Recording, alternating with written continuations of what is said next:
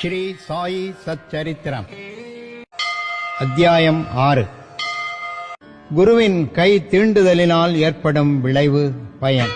குருவின் கரம் தீண்டுதலின் சக்தியானது வியக்கத்தக்கதாகும்.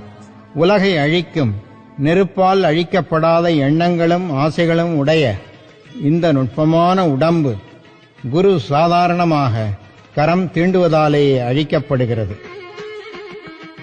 முந்தைய பல பிறவிகளில் உண்டான பல பாவங்களும் சுத்தமாக அடித்துச் செல்லப்படுகின்றன. ஸ்ரீ சாயியை பணிக. அனைவருக்கும் சாந்தி நிலவட்டும்.